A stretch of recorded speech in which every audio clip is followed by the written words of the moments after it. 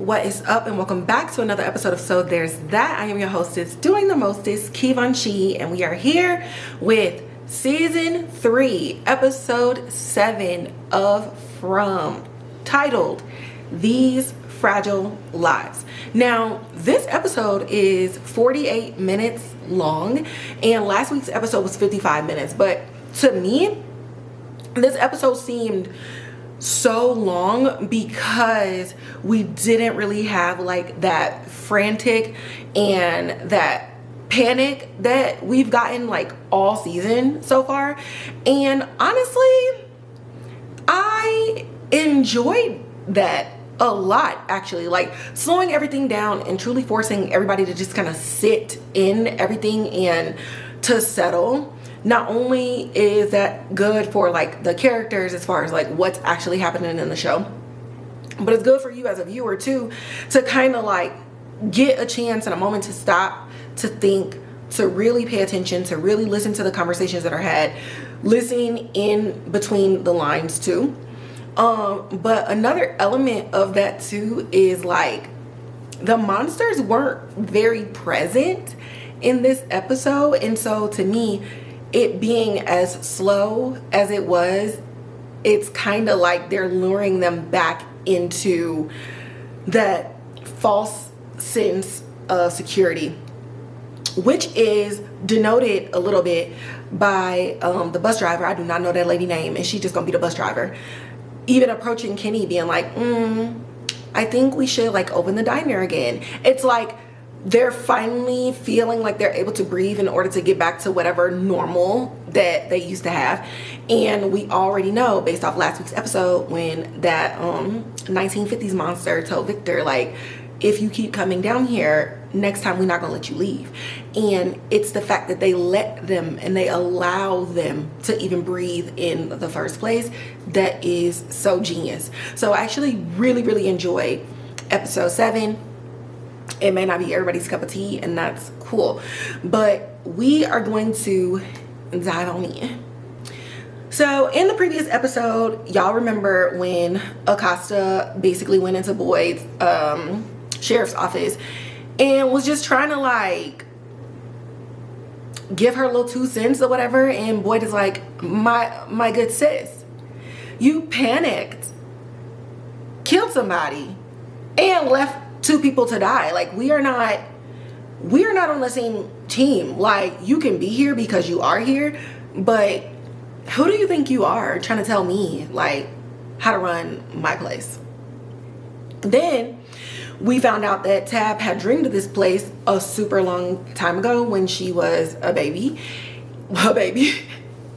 She had to be like 8. It was like between the ages of like 6 and 8. It was a very small child, but that was like the huge revelation that she said to Jade when he was talking about the rocks and the Hellraiser talismans. We also look into Randall, Julie, and Marielle and them being trapped. So Randall is finally starting these conversations with not only with Julie, but bringing Marielle into the fold too, because she's just out here pretending like nothing ever happened. Elgin ended up seeing the kimono lady in one of the pictures that he took of Fatima, and the lady's like, listen, work with me because I can get y'all home. And y'all know Elgin is just in his own little world. It's like the only person paying attention to him is Tilly, and nobody else is paying attention to him at all. And even with Tilly, it's like, does nobody else see like what's going on? My man still got the same clothes on. Like, I'm gonna need y'all to check on him and first usher him to some soap and water. Like, hello. Then we see a scene when Fatima first found out that she was pregnant, and Donna was telling her like it's a miracle, like don't look a gift horse in the mouth, like this pregnancy is everything. We need something good to happen in this godforsaken place because Fatima was not supposed to be able to ever have any kids. Then we go to Fatima eating and drinking Nikki's blood, to then finding out that there was no baby in the uterine sac on the ultrasound. So those are the things that were kind of like set up for us coming into this episode. So we open up the episode. We're still in the hospital bay, and Fatima and Ellis tell Christy and Mario like about all her cravings and about everything that's going on. And Christy's just like, okay, well, I still don't see no baby. All the things and the symptoms that you're describing, like this could be just a phantom pregnancy, and that maybe your brain is like projecting this. And Fatima's like, you think I want to be out here eating garbage and people and just making this up, not really understanding like phantom babies or phantom pregnancies, or what it used to be called was hysterical pregnancies. But it's a good question. It's like, you know, I don't want to do this, so why am I making this up? And I know what I feel on the inside, but Christy was kind of cold and like detached from it almost, especially given the fact that Boyd was trying to tell all of them that he had worms in his body, and they was all acting like he was going crazy when finally the town made it so that they could finally see what was crawling underneath his skin. So I get that she's trying to like make some type of logical sense of it, but I felt like she could have been a little bit more understanding and a lot more concerned with the fact that this might be one of those situations.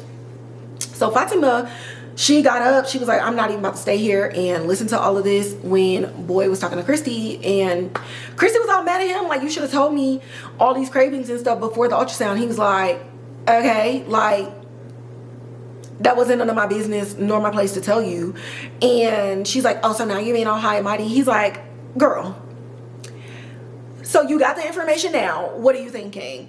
And the whole time Christy's just being like a fucking jerk, to be honest.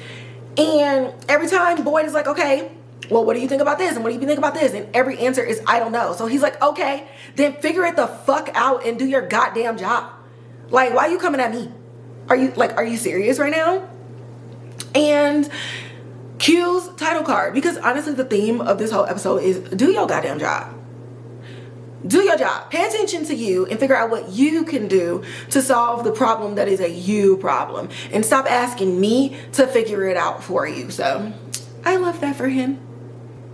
So one of the funniest scenes, honestly, I love Victor's scenes, mainly because I laugh a lot.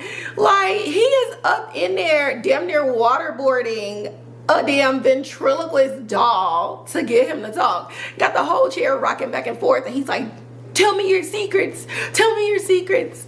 When Henry walks in, very timidly, but very father-like, and he's like, hey, Victor, how's it going, buddy? Hi, so everybody in the house heard you all night yelling at Jasper. You can't keep doing this. Like, it's a doll and it's not real. And Victor's like, I don't want to hear none of that. You have no idea what you're talking about. I know what I saw all them years ago when Christopher was talking to Jasper. So like, don't come up in here trying to be my daddy and trying to be concerned now. Now he didn't say all that, that's just me. But I'm just saying, I really like this scene because it took a lot of guts for Henry to call the thing. And a lot of people kind of just let Victor run off and kind of do his own thing. Now, Victor does know a lot, and we are on this journey to figuring out what the hell is going on and what happened in his memories and what we need to do. But for Henry to go and just be like, I don't think it's that, like, please get some rest and stuff like that. It took a lot of guts for him because you haven't been around your son for 40 years. So to be able to walk in and have this conversation and have a very difficult conversation with your son who you see believes that this thing talks, shout out to him. That was very courageous of him. And he played it so well, like just that nervousness and just being unsure at his place in Henry's life, and even maybe wondering, is it even my place to say something to him? I haven't been his dad in forever. Like, I just thought that that was really sweet, and it was really beautiful, and I just love like all the scenes with Henry and Victor. I love it so much. The two actors just play so well off of each other. But moving along, Tilly rolls up on Elgin. As always, like, where does she even come from? She stay in this man business. And Elgin is walking around with like this makeshift chandelier, and he tells Tilly that he wants to make something for the baby to go over the nursery. You know, the ones that spin around with the music and keeps them calm. And so Tilly's like, you know what? That is really nice. Thank you so much for just bringing a bright spot to a otherwise, you know, awful situation. And the awful situation is literally their lives in this town. So Elgin is being all proud of himself, and you know, we see a little smile on his face, and he's been smiling the last couple of episodes, which is really nice to see. But then the Polaroid camera goes off and spits out a picture, and Elgin's like, is anybody else in the fucking house seeing this? And this is one of those things where the monsters are so cunning and they're so calculated, because Elgin is experiencing a lot, but the town makes sure that he is isolated every time they do something with him. Even when somebody just walked away from him, it's just like, somebody was just here 5 seconds ago, like, what is happening? So they do a really good job at isolating him. And we've been talking, you know, people need to communicate, people need to say what they're seeing and all these other things, but the town don't want that at all. And in this instance, trying to get my thoughts together, in this instance, Elgin is the most isolated of them all. And when they're isolated and you're not really saying things out loud, you don't have anybody else to bounce off to tell you, hey, this may be the monsters playing with you. With everybody else talking and communicating and Victor trying to figure it out, I don't think that's in the monsters' plans. So they really, really got to ramp it up with Elgin, because Elgin ain't talking to nobody. Elgin out here pretending like everything is hunky-dory. Meanwhile, he's getting haunted like the longest. Mario is in Fatima's room, and they're setting up the little saline bag. And, you know, Mario's trying to be helpful, and, you know, she, for the first time, mentions when she was trapped, and, you know, Fatima's like, well, what do you do whenever you hear the voices and stuff like that? And she's like, I just remind myself that it's not real. And Fatima's like, this is not the same. She didn't snap at her, though. She understood what Mario was trying to do, but she's like, this is not the same. I feel this baby in me. And if it's like not the baby, then what? You know what I mean? Like, I'm not out here doing these things because I want to. Like, I'm eating people, for God's sake. And then Ellis walks in, and honestly, Fatima's fuse is very, very short with Ellis, and he's otherwise unhelpful, like, all the time. But really, what can he even do? Like, what can he do? So he's talking to Fatima, and she just goes off on him because she's like, bro, stop trying to tell me that what I'm experiencing is not real. And if it's not real, then that means it's me. I'm getting angrier. This baby is getting stronger. So what is that? If it's not the baby changing my moods, then that means I'm changing, and that means something is wrong with me. And either way, you telling me that this is all in my head is otherwise unhelpful, because it's one of two things. The baby exists and y'all aren't seeing it and you're not listening to me, or the baby doesn't exist and you're still not listening to me when I tell you that I am losing my mind. My body is changing. My fuse is short. I don't feel safe with me, pregnancy or not. And, you know, she been getting on my nerves, but she also has a point. And you just really see Ellis just kind of break down underneath the weight of all that Fatima is going through. And the weight of knowing it and watching her deteriorate and not having a single answer at all. So Boyd promised to not keep any information from Donna, so they just chopping it up and walking away from the house and just kind of up the street. And he's just like, I don't even know what to do. His hair, which is normally like picked out, is all flat. Like, he's having a time.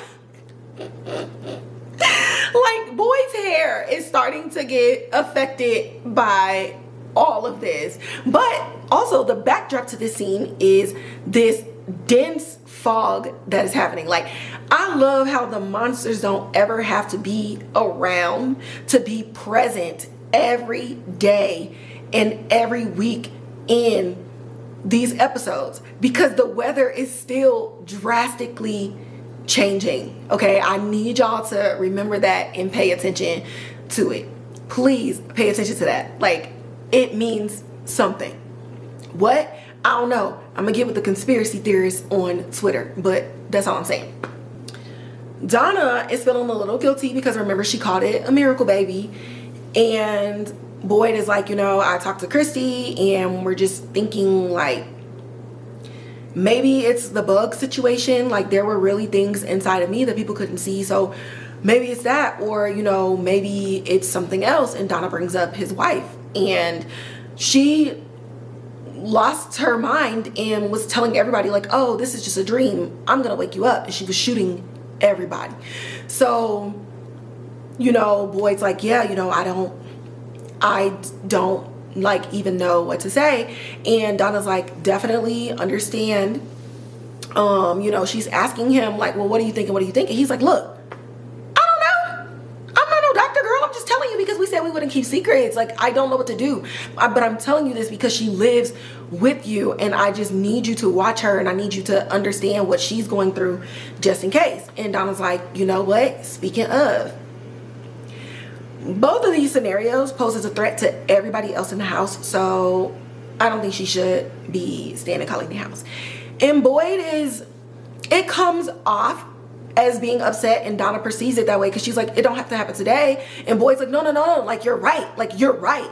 But he's just frustrated because he's like, what do I do? And everybody, again, nobody's like helping him come up with solutions. They're just burdening him with something else to weigh on him. I'm literally surprised he hasn't had a heart attack or like an ulcer or something, because they're just giving him problems and they're asking him for solutions. And then when he asks back, don't nobody know what to say. But Donna is right. And I'm actually glad that they were able to have like a more calm conversation and kind of come together somewhat. They don't really have a solution, but at least they're not like at each other's heads, because that's the last thing that we need. They're the two leaders like pop. They're the two leaders trying to keep it together, and so we really don't need them at each other's throats. But yeah, Boyd tells her, you know, you're right. I'm gonna figure something out, like, so that we can come up with the best possible solution for Fatima and this possible ghost baby. So we see Father of the Year out the next day, and all of this is like the next day. So last episode was like last night, and so this is that. And remember, Jim had went out to go pick veggies and stuff like that when Jade is walking up with his new girlfriend and his stepson, and Jim hears Ethan like, oh mom, is this where, you know, the dream was or whatever? And Jim is like, what the hell is going on? And Ethan's like, this place was in mom's dream. We're coming to, you know, figure it out. And so the rest of them are like, hey, Jim, you coming back to the town? And he was like, nah, I'm gonna stay out here. And of course he got that dumbass look on his face, that judgy ass look. Jim, please get eaten. But before all of that even happened, one of the ladies brought up, she was like, that thing that's walking out around here, it's different and it's getting more active. So that little nugget that little nugget has been brought up in 3 episodes so far, with it being different. Something different is out there and it's getting more active. Now, Jade took one of them apart and altered it, and I think that has something to do with it. We haven't brought it back up explicitly yet, but since he had to get Christy out of the bear trap and like messed with it, it's been a little bit more present, and we're talking about it a little bit more, so that's important. Keep that in mind. In this next scene, we finally get to see what was on that picture, and it's the picture of like that cellar, that underground cellar that y'all remember that ballerina girl that was haunting Boyd came out of. So Elgin goes down and he's looking around, he's just kind of scoping everything out, but he doesn't really see anything.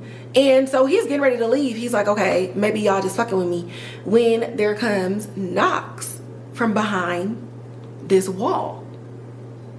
And he moves it out of the way and he sees a red door. What does it lead to, you ask? Find out in the next scene. I'm going in order. Acosta. First off, before I even talk about the rest of this, I just want to tell y'all that I was right. Clocked it from the first time we even saw her. So let's get into it. Acosta storms in this diner all on her high stick horse, and she's like, why ain't nobody trying to get out of this place? Why is nobody asking all of these questions? And Kenny's like, ma'am, you're not unique, you're not special, your thoughts are not new, but sure, sit down, let's have some tea and I'll explain all of it to you, since you think you know everything. So while Jade is being so patient in answering all of Ethan's annoying ass questions, Jim pulls Tab to the side and proceeds to gaslight like nobody's fucking business. He over here like, he just continues to pretend that none of the things that's happening around them and to them even happens, and then goes on to try to explain away her dreams that she had as a child and compare it to him getting caught up and almost getting Donna killed, and comparing it to Sara hearing voices that told her to kill Ethan. And she's like, this is not that. All those things happened after we got here. I'm telling you about a dream that I had over 30 years ago as a child, that I had every night over and over and over and over. And you sitting over here trying to tell me that this spot that we're standing on is just some manifestation of what the monsters are doing now? I didn't even know these damn monsters back then. What are you talking about? You may be scared, but I need answers. This happened to Miranda, and it happened to me before I even knew that this thing was this thing. And honestly, again, I said this a few episodes ago, my biggest thing with Jim is everybody believes your wife, everybody believes your kids, except you. Except you. I understand more and more why you were getting a divorce, because all you do is try to downplay your wife's very real feelings. Even if you don't believe it or think it to be true, you downplay it all the time. Why won't you just entertain her and try to understand what is going on so you can figure it out? If you want to be right so bad, then just go along with it. And then hit her with a "I told you so" at the end or whatever if you need to. But trying to do this shit up front while blatantly ignoring everything that is happening around you is gonna get you fucked up. Jade is more of a man and more of a husband to her than you. Jade is more of a father to all your kids. All of them. And what are you doing? Picking fucking veggies and just trying to be like, oh, I'm only worried about my family. But in the guise of saying that you only worry about your family and you know, fuck everything else that's happening around you, you're still not there for your family. Like, you suck. back to somebody else who's getting on my goddamn nerves. Kenny is explaining everything to Acosta, and she's like, well, I'm different. And he's like, listen, ma'am, there's not a single theory that you done thought about that nobody else has thought about. And so we just here trying to survive. Before I even got here, before there were even talismans, people was just hiding and dying at very rapid rates. So she's like, okay, well, where did the talismans come from and shit like that? And Kenny's like, Boyd found them.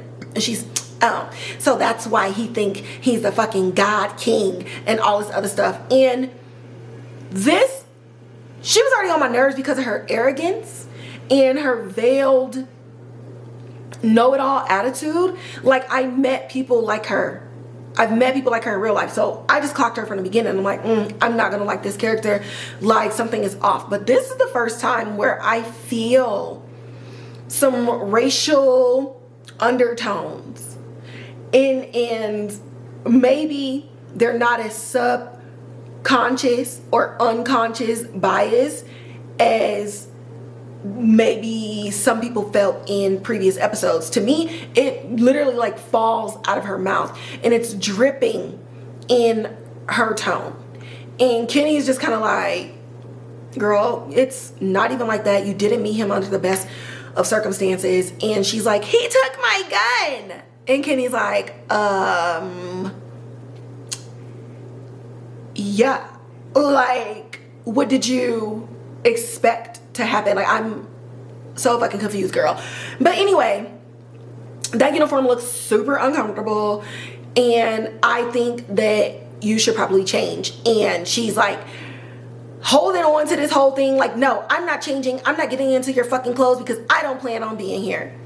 And my favorite character shows up, the jukebox, and they start playing, ooh, child, things are gonna get easier.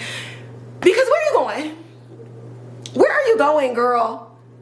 Did you not see what happened when you got here? What is not clicking in your mind? You are not special. You are not unique. Honestly, you are a nobody. You are a speck. And all of these thoughts and stuff like that, there are other people in this town who are actually connected to it. Go sit down somewhere and take off these clothes. But you holding on to these clothes because you're trying to hold on to this sense of authority and this sense of entitlement to try to flex that you're a real cop. And so then she storms out and Kenny just sipping his tea like, you know, it takes people some time. It took Jade like a week. So, you know, it is what it is. He knows the vibes. He knows how it is. So he's just letting Acosta just spiral and crash out on this plane that she thinks she has like all the answers and like all the clues to be the one to get them back home. So Randall is with Julie, teaching her how to drive because her daddy was supposed to do it, but then Thomas passed. And then we found out last episode that he threw himself into his work for a year and wasn't even really talking to his wife or his kids. So here's somebody else being a father to your kids in your stead. Like, here we are. When he starts seeing the cicadas while driving. So Julie's like, what is going on? And so she don't see them. And this is one of those things, I don't know if they brought this up before, when Julie was in a scene with Randall specifically, but we did see Randall kind of crashing out with these cicadas around Boyd, but then him and Julie and Marielle all were in the same thing together. So you would assume that if he's seeing it, that maybe Julie would be able to see it at the same time, but she doesn't. So it makes me wonder, what individually did they all see, even though they were all trapped together? So while they have a shared experience, the way that it manifests is not shared at all. And from what we've seen, Randall is the only one having hallucinations. Marielle talked about hearing them and Julie talked about still hearing some stuff, but Randall's is manifesting in a way that is very dangerous. He almost crashes the vehicle and kills both of them when this happens. So Julie's like, Randall, what the hell is going on, when he runs off into the woods trying to get away from the cicadas? we're back with Boyd, and he goes into the post office when he immediately sees that shit is out of place. So he pulls his gun and he like, who up in here? Then here goes Acosta coming out the back. Now, before I go in on her, this was such a fun scene. Like, as actors, they did that. They did that. And I love how in every episode, Harold makes Boyd get blacker and blacker. Like, the code switching is done. Like, Boyd has had it up to here. We're not being polite. We're not mincing our words. We're not doing none of that. I'm not even trying to clean it up and make it sound good for you. Like, get the fuck out.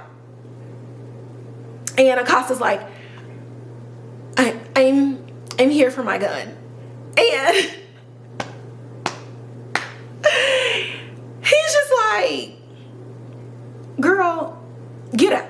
Because he was about to explain something, but he's just like, I don't even have the energy for none of this.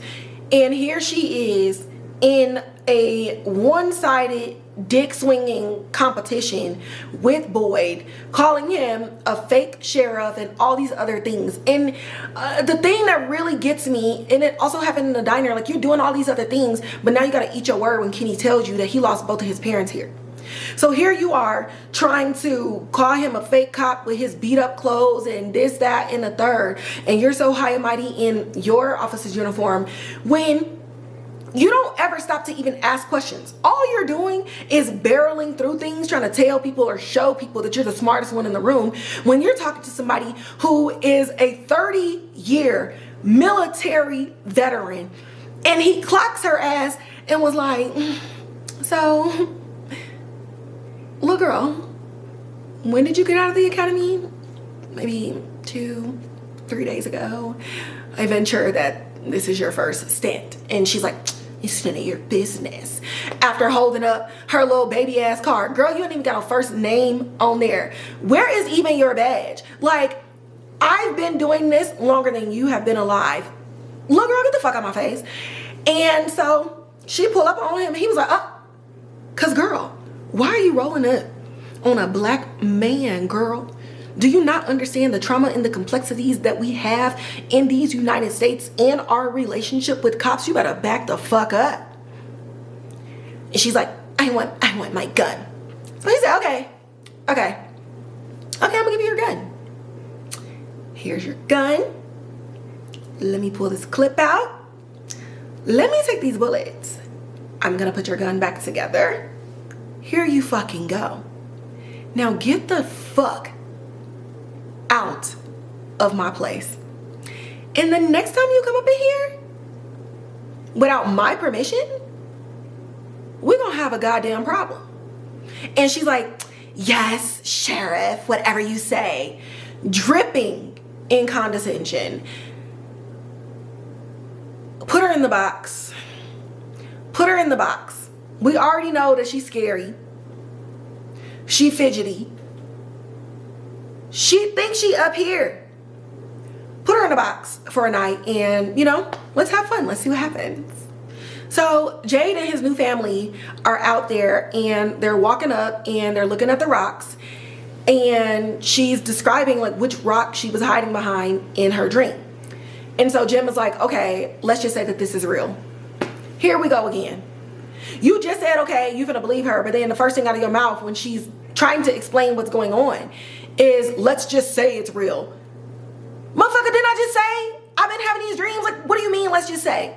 So thank God for Jade and thank God for Ethan, the two men in her life who support her and are there for her and will entertain and walk her through this thing so she can try to figure out what this all means. When Jade is like, you know, we're thinking about free will, we're thinking about fate and all these other things. Let's say that you believe in God and you believe in all these things. Much like Miranda saying that she was chosen, so were you. And unfortunately, you were chosen years ahead of your time coming here. So it wouldn't matter when it happened to you, whether you started seeing them at the age that Miranda did or whether you started seeing them as a child. You were always meant to see this tree. it was going to happen, whether you were coming here by yourself or you were coming here with your family. But I don't think that this was a chance thing, and I think that you were always fated to come back. Now, Jade is very calm in this episode, which probably speaks to the fact that Dead Tom told him, you need to get sober so you can figure this out. So we see a sober Jade, honestly, for the first time. And sober Jade is very understanding. He's very patient. He's not scattered-brained. And the way that he's receiving the information, you can see the clock is ticking and everything is like going behind his brilliant mind as he's trying to absorb all the information that he has and all the information that everybody else has to figure it out. So I love that Jade, we're finally seeing a serious Jade. And we're seeing a Jade who probably will crack this. He can crack this.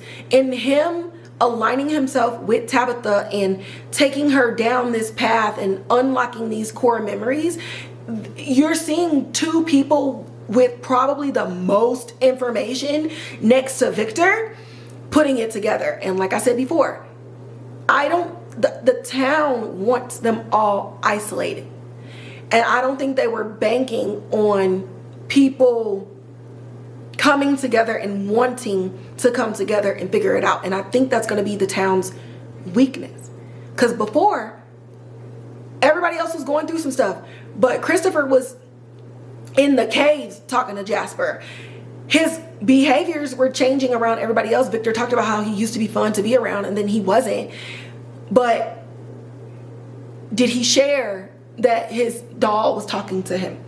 Did he share the voices? Did he share the symbols and all these other things? And I'm just going to guess and say that this is a repetitive cycle that happened when everybody got killed. But this time around, they're communicating with each other.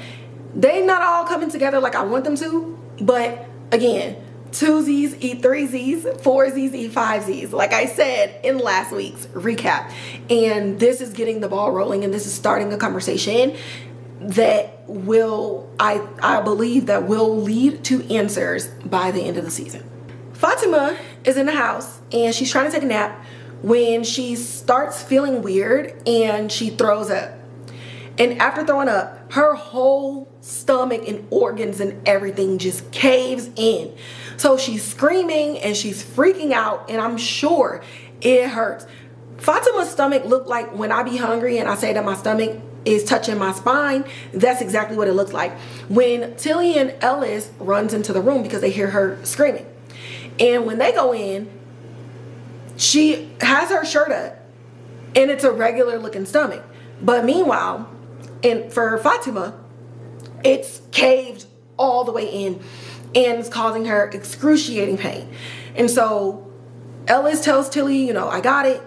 And he is just really concerned at this point. And Fatima's crying. And you could just see in his face that he doesn't know what to do. So we pull up in the next scene and Boyd goes to Christy and Marielle's house / the little hospital. And Christy is going the fuck off on Ellis because he's in there trying to steal psychotropic drugs just to get Fatima to calm down. And Christy's like, listen, you over here think with your heart and you think with your feelings, and I get it and I understand. But I am the doctor and I'm thinking with my brain. And if you take these meds and you try to give it to her, you could be making the situation worse. So Boyd makes him give the pills back and he storms out. And Boyd is following him, and Ellis is like, what the fuck am I supposed to do? I'm literally watching her crash out in front of me. It's similar to when I had to watch you with the worms in your skin, and it's similar to when Mom was suffering. And one of the things that I don't know that everybody remembers is that Boyd would always be out getting animals. He's getting more talismans. He kept going into the woods. He kept trying to figure things out when Ellis was telling him, Dad, something is happening with Mom. And the last conversation that Ellis told his dad was like, please don't go out into the woods. Something is going on and I need you to stay. And Boyd was like, you know what? Your mom, she's the toughest. She was, in a Marine. She was a badass. She's more badass than anybody I've ever known. we'll talk about it tomorrow. And when tomorrow came, Boyd had to kill his own wife. So all of this is in Ellis, and he brings it up and tells Boyd, I saw this before, and I don't know if I can do this again. And for the first time, nobody's asking Boyd to solve the problem. Ellis is simply saying what it is. And Boyd goes up and he just hugs him. And honestly, I think Boyd needed this hug as much as he needed to give Ellis this hug, because Ellis is now in a similar situation with Boyd. Things are happening around you and you don't know what to do. And he wants to help Fatima, but he can't. And with Boyd, he wants to keep the town safe and he can't. So I really, really like this father-son moment because it was necessary for both of them to lean on each other, especially when at one point during that town hall, Ellis was vocally against his own dad. Julie is out looking for Randall after he was running away from them cicadas when they come across this passage. It's like a stone arch. Kind of looks like a time machine, to be honest. And Julie's like, what is this? And Randall's like, I don't know, but I'm not getting any good vibes, so let's get the fuck up out of here. And she's like, do you feel that? Like, this thing is calling to them. And Randall's like, okay, yes, I feel it. Did you not just see me almost kill both of us with these cicadas? You think I'm about to walk up in there? Girl, let's go. And he pulls her away, but she's very reluctant to walk away from this. So I definitely believe Julie gonna find herself back at this place. And at this point in time, with 2 more episodes left, it makes sense to explore what this is. Because like I said, we're seeing Randall's haunting on screen, but we only know that Julie feels a haunting. So I'm really looking forward to her going back here, because what does she experience? And what is she feeling after coming back from being trapped by the town in her own brain? So I'm really, really, really excited about Julie's storyline and what it's built up to, and us finally seeing what she's experiencing from the town, to be honest. That's really all I can say. So Fatima is back in the greenhouse, you know, in her little happy place. But she's not too happy because she got to pull out this garbage bucket, and she's just crying and looking at it and just upset because she's like, damn, the baby is hungry and it just dented my whole shit in. I don't want to do this. Everybody think I'm crazy. They think a baby not in here, and it's literally eating me alive from the inside out. When Tilly walks in and Fatima's stomach is just hurting so bad, and girl, I understand. I have been so hungry that I have not been able to stand up. I can feel my spine telling me I cannot hold up your weight. I have had to crawl to the kitchen before and just get like a piece of fruit, orange cup or something, and hurry up and suck it down and eat like something salty. I keep olives and fruit cups in my refrigerator because I have woken up and had to crawl to go get something, and then I just lay on the floor because my body temperature is hot, my heart rate is up, everything, and I'm just like, I'm gonna starve to death. Like, so I get it, girl, I get it. And Tilly's like trying to like let me help you, let me figure it out, and Fatima's like, please leave, just go away. And Tilly's like, Fatima, I am here for you, like I'm your friend, like I can do. And Fatima says, get away from me, and stabs her in the chest with garden shears.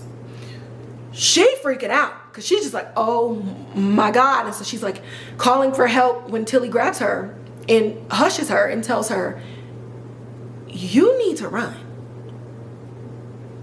And at that moment, Ellis walks in. He sees Fatima over Tilly's dead body. and the look of her face says, oh fuck. So there's that from season 3, episode 7. What a slow burn this episode is, but we have a lot of answers. We're connecting Elgin and the kimono lady, and we know that they are directly tied to Fatima. We see that Acosta is kind of taking a stance against Boyd, so you can kind of foreshadow what their relationship is going to look like, especially with the way that she speaks about Boyd. Donna already said Fatima can't stay up in this house because whatever is going on with her is very dangerous. And we end the episode with her actually killing somebody. We finally got Julie and Randall connected, and now we're getting to the precipice of this thing and this place that took them, and what does that look like? Also, Jade's thoughts last episode with the whole void in like the rip in time, and connecting that to what Tabitha is talking about and what she dreamt. It's kind of tying into that whole thing too, of this just being like an alternate universe and something that we were always connected to at this particular point where the tree fell down. So many things are connecting, and I'm really excited about that because we got 2 more episodes. We want another season. Absolutely. I'm so ready for the season 4 announcement. Please, y'all, hurry up, because this is From's season. This is their breakthrough season. They're getting so much traction on the internet. The Twitter page itself and the Instagram page is so active. They're finally communicating with the rest of us and being on trend and saying things that grab people's attention and keep people's attention. And so a lot of us in the family are interacting a lot more, and I'm loving the nuggets and stuff that they drop. So season 4 announcement, MGM Plus, stop playing. Okay? Amazon Studios, stop playing. Okay? We need it.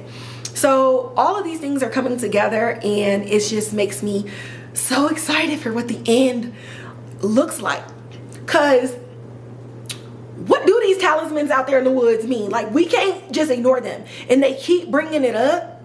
So Tab, I'm gonna need Jade to help walk you through your memory lane so that we can figure this out, because we're this close. But because this episode was really slow, I definitely foresee episodes 8, 9, and absolutely the finale to have us clutching our pearls. That is gonna wrap up this episode. This is my 50th episode, guys, and the results of the 50th episode giveaway are in. Congratulations to Mia. She guessed the full title of the book that Tabitha used to read to Ethan, and the answer is The Flight of the Chromonacle. And this is a fictional book that was written specifically for this show. It's a book that does not exist at all. So shout out to you, and thank you so much to Sable Bourbon for partnering with me to gift her a free bottle of Sable Bourbon. I look forward to doing more giveaways in the future and partnering with other people to just do random giveaways for book lovers, for horror movie lovers, for horror TV show lovers, sci-fi, the supernatural, all of that. So as I continue to grow on my platform, I definitely want to find ways to thank you all for rocking with me. And also, we hit 100 subscribers today on YouTube. Oh my God, I'm so excited. I'm so happy. I'm so elated. Like, thank you, thank you, thank you, and thank you, and thank you so much. 50 episodes, 100 subscribers, still getting those listens on Apple Podcasts and on Spotify, still growing my platform on Twitter. Thank y'all so much. Could not do this without you. And now I know like what that means when people say like, I would not be here without you. Yes, me have to get here and talk and do all those things, but it just wouldn't be fun without everybody else. So thank you, and I'll catch y'all in the next episode.